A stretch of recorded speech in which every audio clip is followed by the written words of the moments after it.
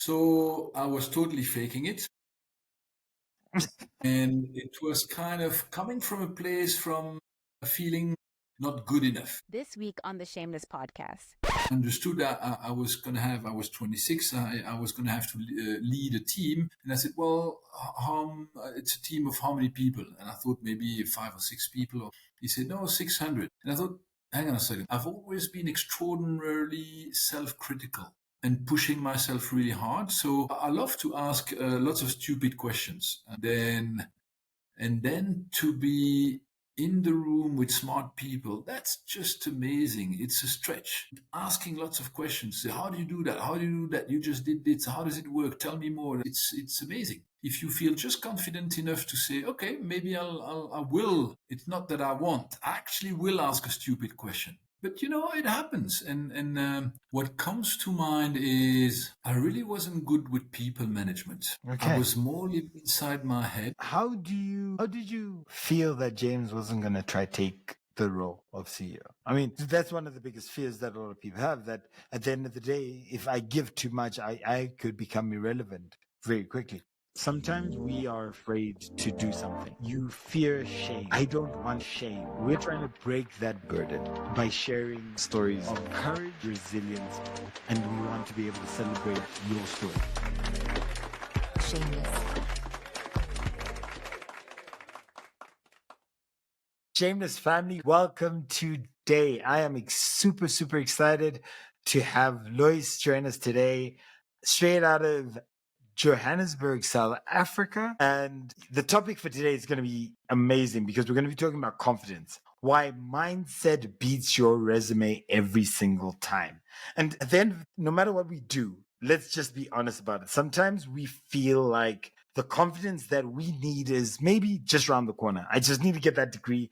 I just need to get that job title. I just need to, perfect this particular skill before I can be confident. And I think Lois's experiences might give us a little bit of insight as to why that might not just be the way that we need to navigate through some of the challenging moments. Personally, I believe in building experience, building competence, and building confidence at the same time. And those things sort of work hand in hand. And with confidence, sometimes you open opportunities. Without the competence and without the experience, you sometimes might miss those opportunities. So without any further ado, today is another Friday. My name is Dzikamai Gangaidzo. I'm the host of the Shameless Podcast.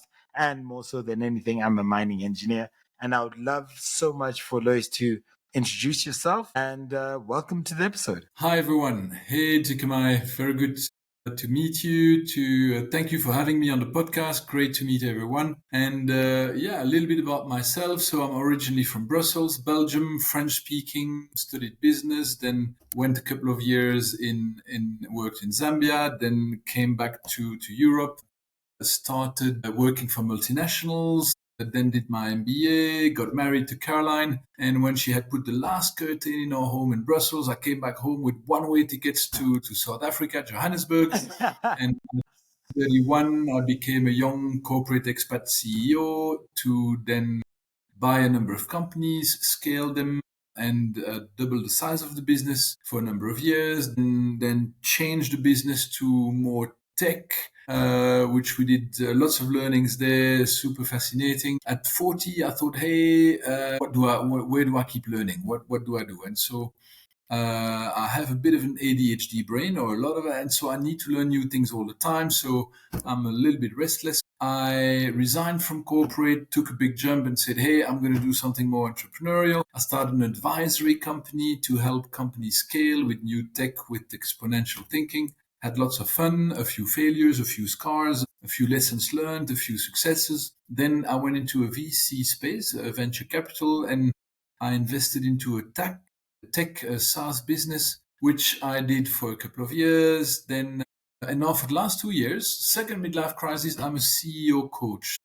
I've coached 65 CEOs around the world in 25 countries, and I focus on personal growth, leadership growth, and business scaling. And I use a lot of tech, AI in the process for rapid insights. So I'm married, 2 kids, teenagers, and 2 dogs. I enjoy wine, I enjoy outdoors and the bush and, as we say in this part of the world, in Johannesburg, and the outdoors, the nature, the wildlife, and yeah, Dzikamai, that's me. Well, that's beautiful. You know what? The idea that you could be an expat CEO at the age of 30, you said 31? 21. Were you faking it till you made it, or did you really understand what you were getting into?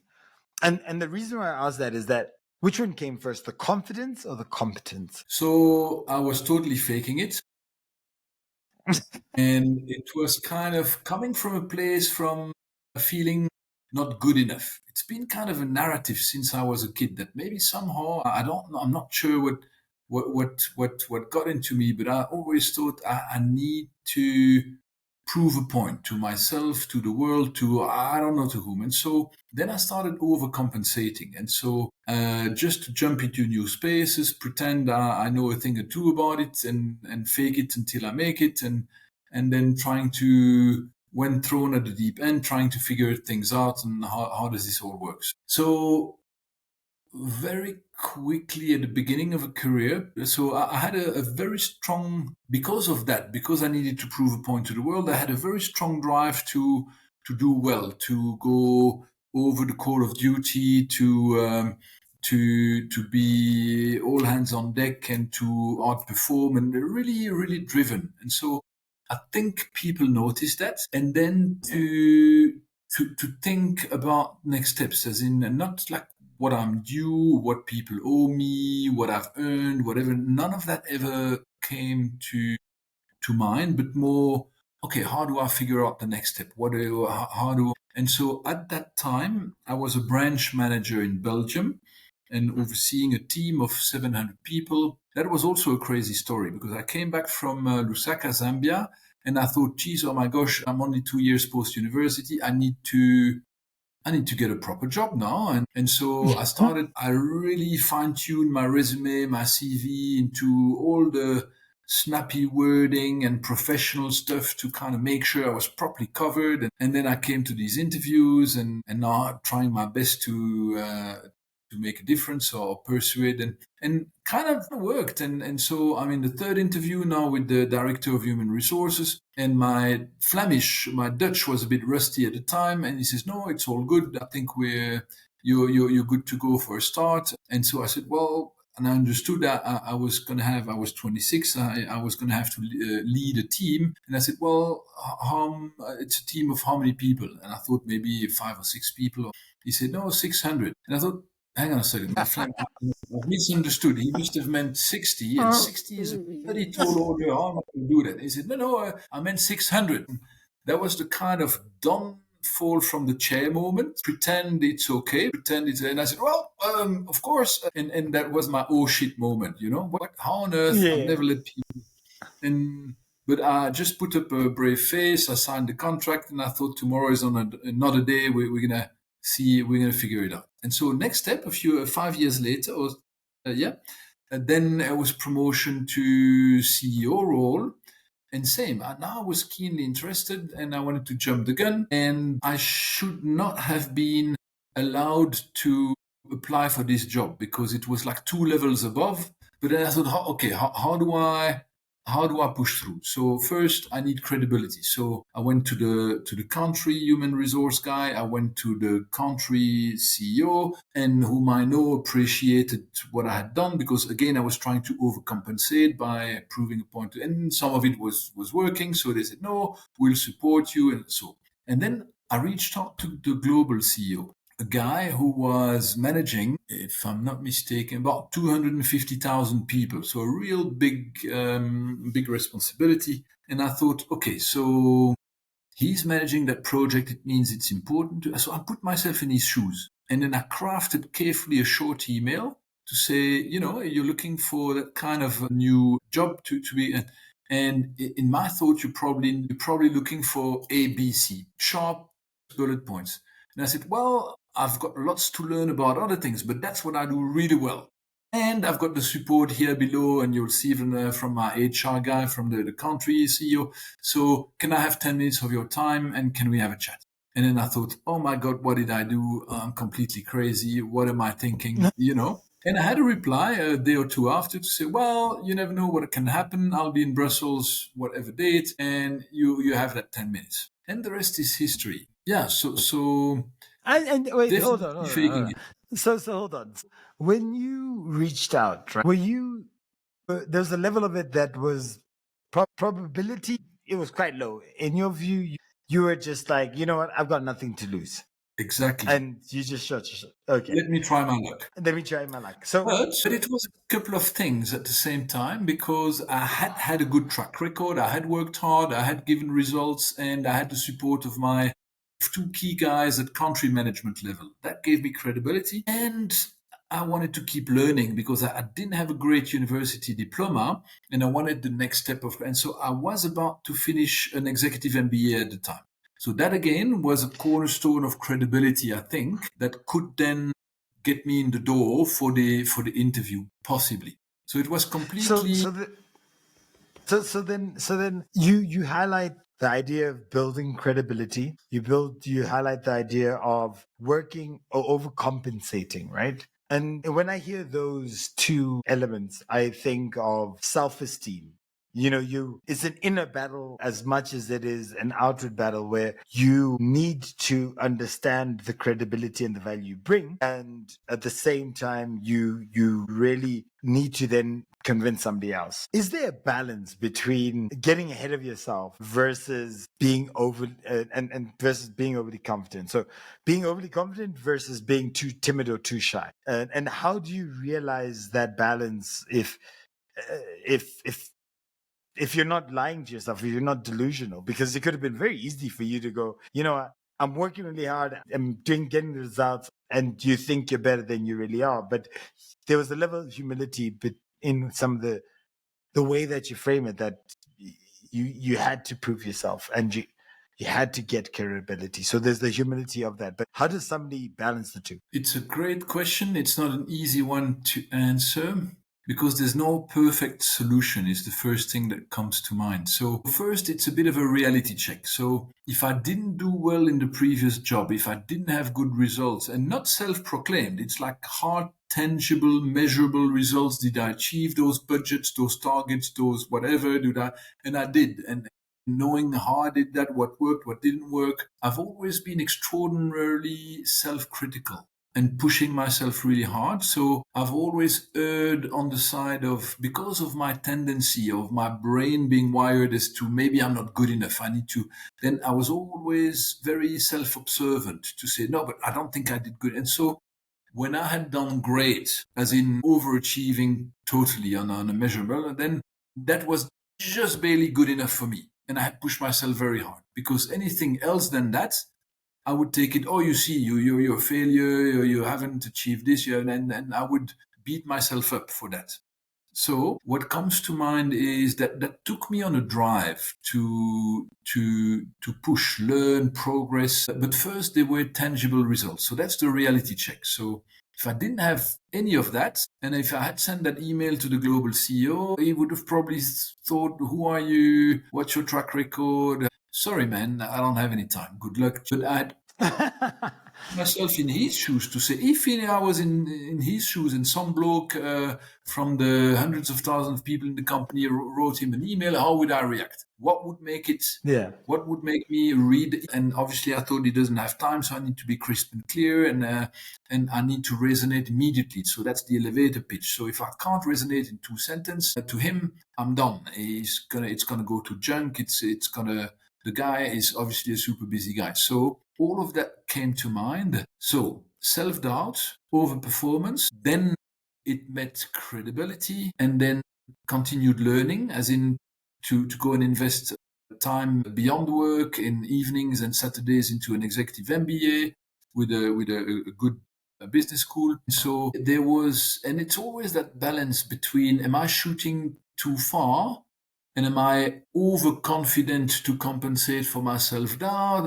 Or where's the right balance? Great question. I'm not too sure. But I think what comes to mind is a credibility check is always important because Yep. there is a tangible, and that credibility check is for self as well, to say, well, I have a lot of self-doubt, but maybe maybe I should also put on and switch on my rational brain to say, but hang on, let's rationalize a bit. I have done some achievements, so it's not completely crazy to go for the next step. And so there's a level of critical thinking that's important, and a level of external credibility of people who I regard as people I value the opinion of, and they obviously have a strong track record, and to say, this is what I have in mind. What do you think? And please be candid in your feedback to me. Don't sugarcoat it. Tell me, does it make sense? Does it not make sense? And I had a couple of two guys internally and a couple of guys externally that I said, hey, here's my thinking. Am I completely crazy, half crazy, or whatever the case may be?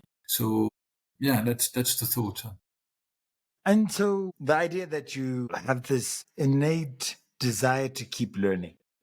Obviously, you talk about sort of your wiring in your brain. How important do you feel that that concept of continuously learning is important in terms of building confidence? Is it because the idea of continuously learning, it means that you're most of the time you're in a space where you don't have the competence because you are learning. So how does one then maintain a level of confidence but also maintain that hunger to continue learning? Because I don't like being the dumb one in the room or feeling like, oh my gosh, now I have to learn something new. So I'm just curious as to how do you challenge yourself? How do you build yourself out of that sort of discomfort? So I think, again, there are two extremes here. The one extreme is, okay, we've mastered the previous job or the current job, and we're good, we're at 95% level of competence. And then the danger zone is that we start doing more of the same, and we don't have to think too much anymore because we've got the capability and the experience, and we're not learning anything new. We just reproduce. We become a little bit of robot, and we become a bit dull, and maybe we start being a bit melancholic or less excited about work. And actually, we become a couch potato. Even if at work we're doing it, but we're kind of that on that hamster wheel doing more of the same. It doesn't always feed the heart and soul. There's something about human nature that a little bit of creative tension where we put ourselves slightly outside of that caveman thing. Like it's dangerous to go outside of the cave. You could be taken by the lion, but actually staying in the cave becomes bloody boring after a while. Yeah. And so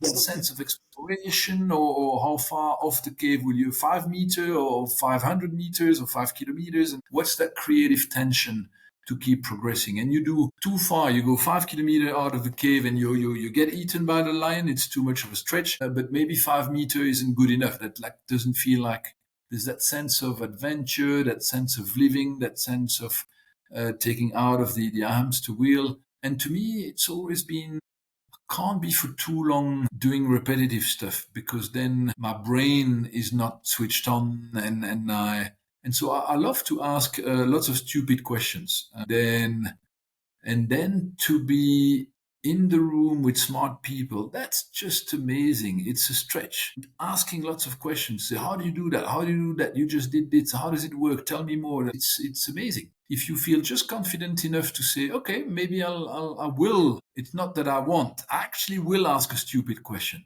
But it happens. But when you see that the rhythm and the atmosphere in the room changes, because if everyone is too polite, too self-guarded, too whatever, it's a bloody boring meeting or whatever. Yes. But if someone asks, hang on, guys, how do we do this? How does it work out? And then people start being animated and sharing, because everyone loves to share about themselves and their experience and what they do well. And all of a sudden, you're the one. If you're the dumbest in the room, you're the one gathering all the insights, all the things, and you're the one learning most, which is amazing. Yes. So that feeds the soul, the heart, the brain, and then you step out of your comfort zone. It's just like how to stretch that elastic, that rubber band, to say it should be stretched, to say, okay, I'll take on that new project. I'm not too sure. And then to say, okay, now I've got that self-doubt kicking in to say, oh my God, what have I done? Why did I put my hand up? But then you say, okay, now let's switch on the rational brain, and let's think, okay, so is it totally new, or what are the parts that I may have a competency in. Okay, let's list them. Then for the ones who I don't have, who could possibly help me? How can I go? Where can I go for more? And you start crafting your path, and you end up getting it done, actually. So, and the beauty about some of the things that you mentioned as well is that who can help, right? What is your view around how you view yourself versus how others view you? And the reason why I ask that is because sometimes we might be overcritical about ourselves and we fail to see the value we could give. Or I'll use the example that you mentioned, that when you sent the message to the CEO saying, I don't have all these other things, but this that I do have and I'm really good at is what you're looking for. What is that balance between judging yourself or judging on behalf of somebody else, judging yourself on behalf of somebody else versus you putting yourself out there and then letting them judge you for what they're looking for, and how you don't balance? How do you balance that? Yeah, very curious around that. I think it's authenticity. So first, if I start my career at whatever it is, 23 years old or something, we don't know ourselves really well at that age. But a few years after, you start actually knowing what you do well, what you do less well, and so a practical look at yourself to say, well, here might be my talent, here's might be what I'm okay at, and here might be what I'm crap at. And so trying to align yourself. And there's lots of tools and psychometric tests and so on, but something that's great is not to go too much for the competency assessment, but more for the talent and joy of doing stuff. Because if that talks to not what you happen to have learned, but to your DNA. If you're a great talent, like Lionel Messi, he's uniquely great at soccer, right? And he's probably a good sportsman generally. He probably is a good swimmer, a good basketball guy, a good golfer, or whatever the case may be, but probably not uniquely talented at these things, because his core unique talent is soccer. Then he's good at these things, and then there's probably other things that he's crap at, And so, and knowing that about yourself, with the help of a couple of HR tools or whatever, and with a few years of experience, you get to that. And so that's the real authenticity. And that then gets confirmed by your peers to say, oh, yes, we see you shine when you do this. We see you quite okay. And, well, we're not going to ask you to do that because that's quite a disaster. Don't come anywhere near that. And you say, well, yeah, I won't touch it. And so that space of authenticity. And knowing yourself, beautiful. Because knowing yourself and your core talents and what you're good at, instead of trying to be okay at what you're not good at, leave it alone. You'll be frustrated, miserable. Just go and double dip on what you're great at and because you'll find your flow, your space of lack of self-doubt, but your space of clarity, and you'll be the soccer star at something, What is that for you? And then where can you convince others? And you do convince others, again, by measurable things, like practical examples of projects. What was the situation? What you did about it? What was the outcome?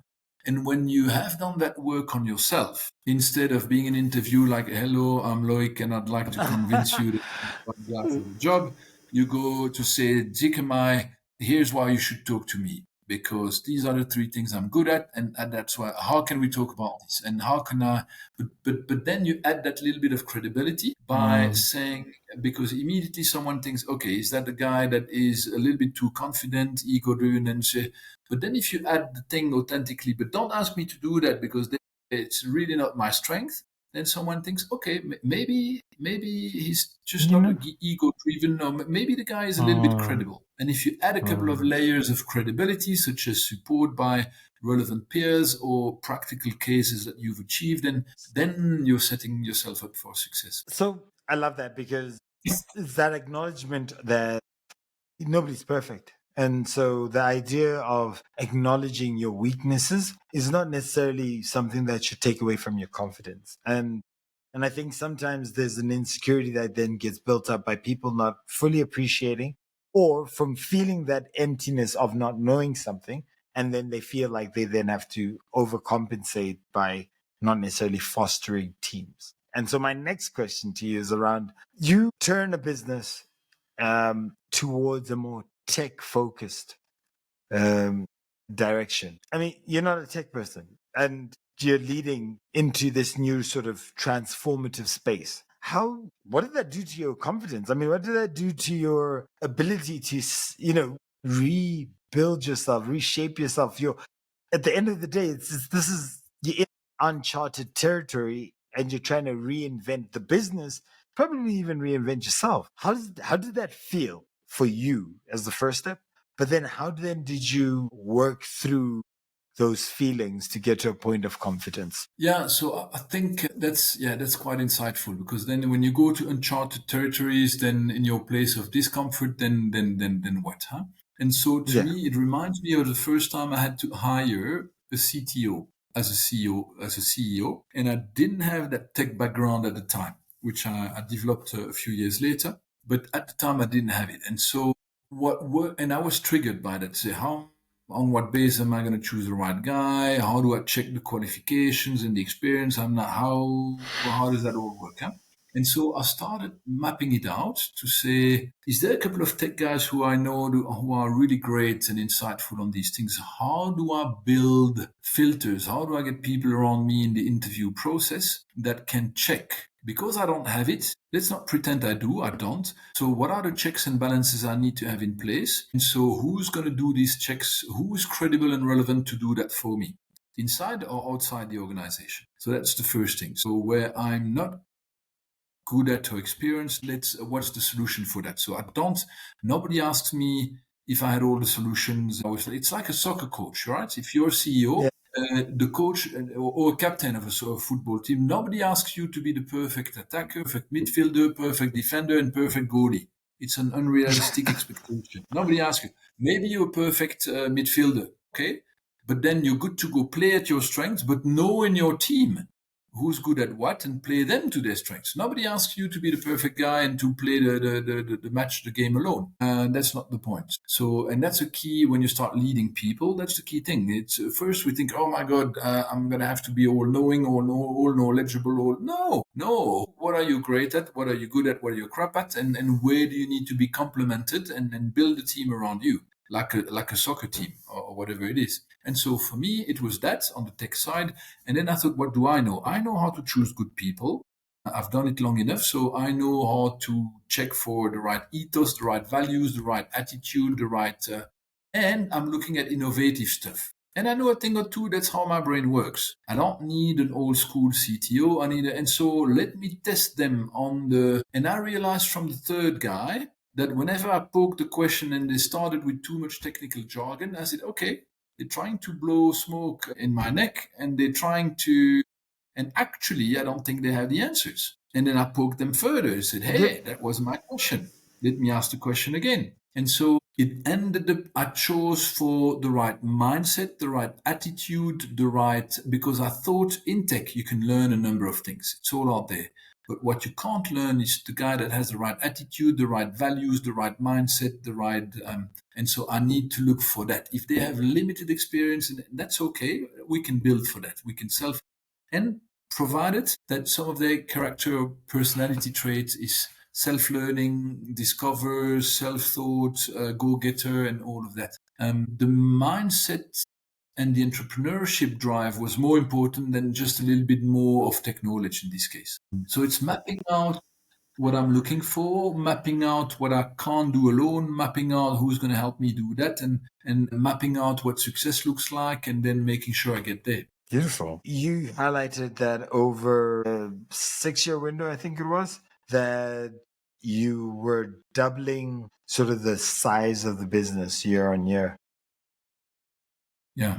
What were some of the things that sort of helped you gain that momentum? Because sometimes you might be at a low point and then over time you build and then you start gaining momentum. But the hardest part of anybody's journey is that part where you're down and where you've got no right to have confidence. You've got no right to feel valuable. I don't want to say no right, but like that's what you feel. You're at the bottom of the barrel. How were there moments where you were able to pick yourself up from a low point and then really build and then continue that momentum? This is really what I'm curious about. Yeah. What comes to mind is I really wasn't good with people management. I Okay. was more living inside my head And I was really good on strategy. I was really good actually on finding the right people with the right energy, the right drive, the right ethos, the right values. So I was good at. So I bought a number of companies, so that helped certainly as well. I was very clear on the market strategy, onto what is our differentiated value proposition, how will we convince clients, how to. So all of that was cool, but so some of the low points was that I couldn't convince enough my management team. I was running ahead on my own in my own thoughts. I was showing impatience to other people on the team. I was speaking over them, not with a desire to be rude because I was just too excited, too impatient, and so it started blowing in my face. People started saying, "Well, who is this guy? Like, should we follow him, or like, is he just some crazy chap?" And what was a turning point for me is that I had a CFO coming from an acquired business, and he was greatly talented at people management. And so I could see it once we were changing the offices. And so we had brand new offices, great space, and it was a lot of open space and so on, but with really cool space and so on. And then I was in a meeting with my CFO, and the executive PA came in saying, "Oh, we have a big problem, we need help." And so people were ready to fight with each other to say who was going to sit by the window, who was going to sit by the corridor, who was like people were properly annoyed with each other. And you can understand, because that's where they're going to sit for the next few years, maybe, or what. And so it mattered a lot to them, and understandably so. And I thought, oh my God, how are we going to even start to this is a disaster. How can we convince, and I don't know, if everyone wants a desk by the window, well, I can't create more window in the passage of work. And James said, I said, okay, maybe I can help. And I thought, oh my God, yes, you go, you go. Good luck. And he went. And 3 minutes later, he comes back in, very, very chuffed, very very calm, very. And I said, okay, so how bad is it? What are we going to do? And he said, no, all sorted. What do you mean all sorted? And he said, no, everyone found their space. Oh, you forced them to, what did you do? And he said, no, not at all. Everyone is super happy. Okay, how does that quite work? And actually, he had the talent to go speak heart to heart in quick words and so on and he could speak to the heart of you like to stretch your legs, you like to do this, you like to do. So, you know what, the corridor doesn't sound too bad for you, knowing you. And then the guy said, oh, okay, maybe you're right. I didn't saw it that way. And so he found in 3 minutes, problem solved. And so what happened is then to get my exco team behind me, I started working through James, and we had a conference and a workshop. And I said, guys, you know what? To lead our strategic meetings, I'm actually not the right guys, and I'm not the right guy. It's not because I'm the CEO that I should be the leader in all of it. And you know what? I'm not doing that anymore. But who could be the guy that's well positioned with the right talent? And then most of the guys said, well, James could do and I knew James was over. So James did it. And James said, are you sure? Am I was stepping on your toes? And I said, no, you go. You're great at it. You go. Then what we did, because I was super good at strategy and the next tactical moves and so on. And James understood me. So we had our first meetings together to say, James, this is what I think we should do, and since I got you, okay, boom, and then leave it with me, and then he could talk before the meeting to the hearts and minds and souls of everyone. And by the time we were in the meeting, boom, it was problem solved. And so the point is to seek out talent around you that complements you. Beautiful. And when you're very self-aware about what you're not so great at, and then you find someone who's uniquely talented at just that, then play them to their strengths. And then the team, you can't have a perfect soccer player on all the positions, but you can have a perfect team. And that's the thought, actually. But I mean, how did you feel that James wasn't going to try take the role of CEO? I mean, that's one of the biggest fears that a lot of people have, that at the end of the day, if I give too much, I could become irrelevant very quickly. I think that's a great thought to have, and you should absolutely go for it. So the point is, that if you have people around you who are absolutely great, the whole dynamic, the whole company can progress substantially faster and achievements become absolutely greater. And when you can lead with a certain authenticity and humility, that and not seek all the glory and put your team forward, and so first the people are aligned behind you. They say, okay, this guy's going to have my back. It's not all about himself. It's not all about the glory. He doesn't feel threatened when we come up with great projects and ideas. He embraces it. He pushes us forward. He's got our back and whatever. And then, yeah, you might have someone, but then when you have someone ready to take your job, maybe it's great because maybe you've learned enough. And are you ready for the next step? So what are you trying to protect? Yeah, And fair so, enough. but you can't go to the next step if you've got not an A team around you, but if you have a C team around you because you've been too scared to get the right guys, then there's no way you're going to progress because your company or your team's performance is going to be lousy. It's going to be at best average, and so that sense of needing to protect it's because of lack of self-confidence, and you should be in a happy place as a leader to perform to your strengths and so on and so on. And actually, if those are not your strengths, then you should actually not, you're not going to be happy as the leader there.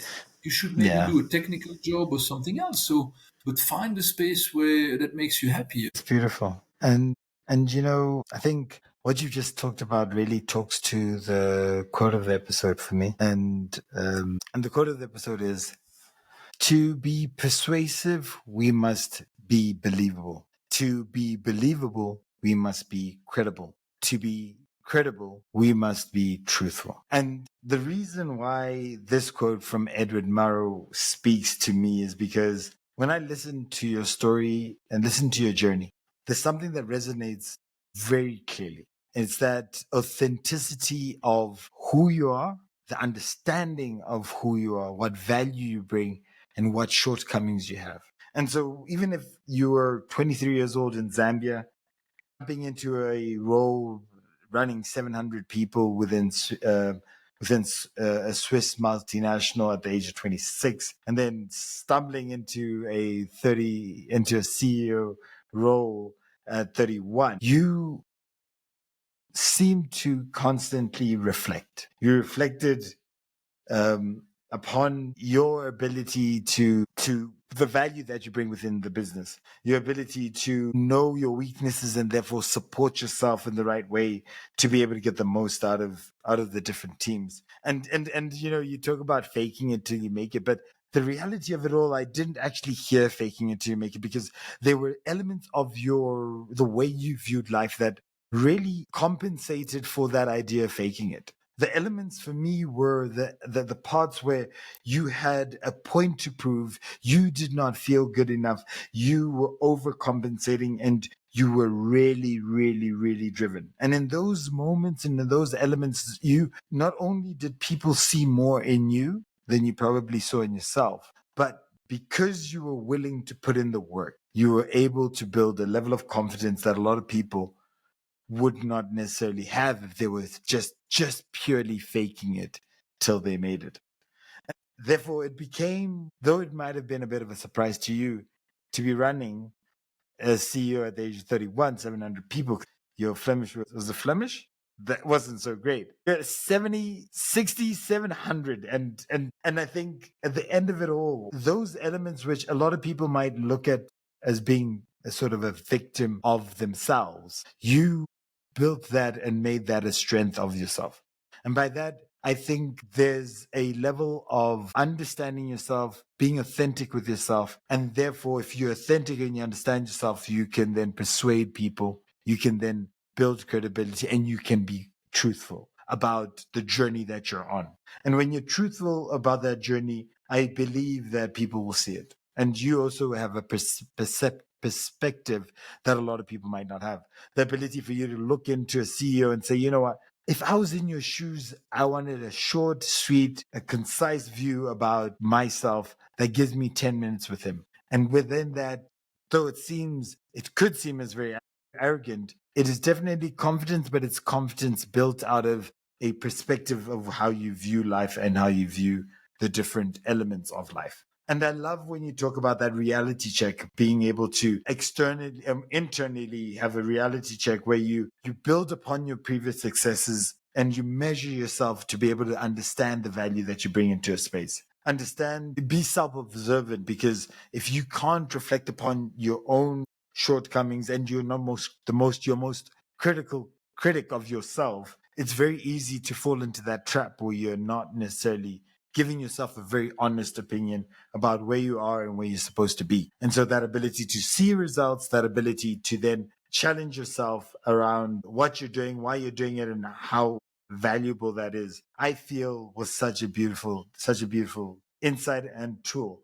And then the idea that you then have different mentors, different people who are able to give you candid and critical touch points to, again, calibrate yourself. I feel those are amazing tools and tips for people to be able to grow, and within that growth to be able to understand themselves, within that understanding to build that confidence in an authentic manner, and to move away from that idea of faking it till you make it, but rather building the level of the base of competence that you can build that confidence from. And I know I can appreciate that you looking at it backwards, looking at it from behind, it might seem pretty clear and easy, but sometimes these conversations build other people's future because they don't necessarily need to look back and see the mistakes they made, but rather they can see the value in taking certain steps and being very deliberate in their approach. And whether that approach is asking stupid questions and being in a room full of smart people and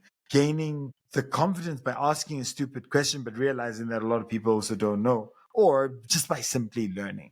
Because by learning, you build a knowledge base, you build a way of thinking, you can build your way out of self-doubt, you can build your way into a knowledge base. And if you're able to be authentic with yourself, to appreciate what you know and what you don't know, it becomes a lot easier to build a team. And I love that example of the CTO where you didn't have any experience of hiring CTOs, but really you could smell it as they were trying to really cover up everything, and you really understood what you were looking for, what was going to complement your skill set. And then when you then got somebody who you could really work well with, you then were able to leverage both sides of the coin by using different skill sets to get different results. But at the end of the day, you're trying to get to the same goal. And hell, if you are trying to build a C team around you, then really the question lies as to whether or not you should be in that role. And I love that idea. And I love that, the whole perspective of that.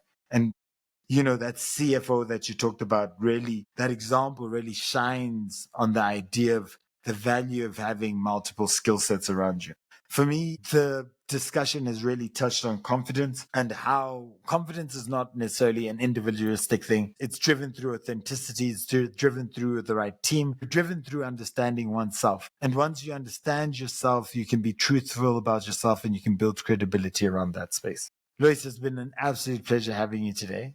I've really learned a lot, and I really appreciate your candid, your honest, and your amazing insights into that journey of building credibility, building confidence in a very authentic manner. I really appreciate this time. And I don't know whether you've got a couple of words that you would like to say. I think it's been amazing to chat with you, Dzikamai, to hear your perspective, your thoughts. So no fine for having me. Yeah, God bless. Thank you very much. And this brings today's episode. And you know what? Sometimes this conversation might be a bit too short. Sometimes you want to do a bit more. Loic will be putting your handles underneath. So if anybody wants to sort of reach out to you, they should. And I hugely recommend it, because what we did in this last 30 minutes does not do justice to the value that one could add, that you could add to their space. But over and beyond that, if you are interested in T4L learning courses, this episode really, really touches with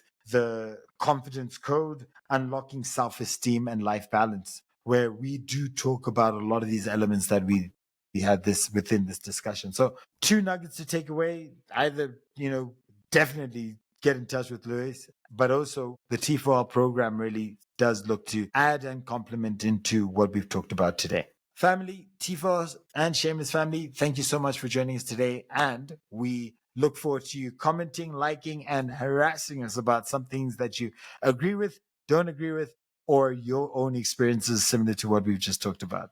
Thanks so much for joining us today. This podcast is brought to you by Transformation Leader. You can follow us at www.t4leader.com.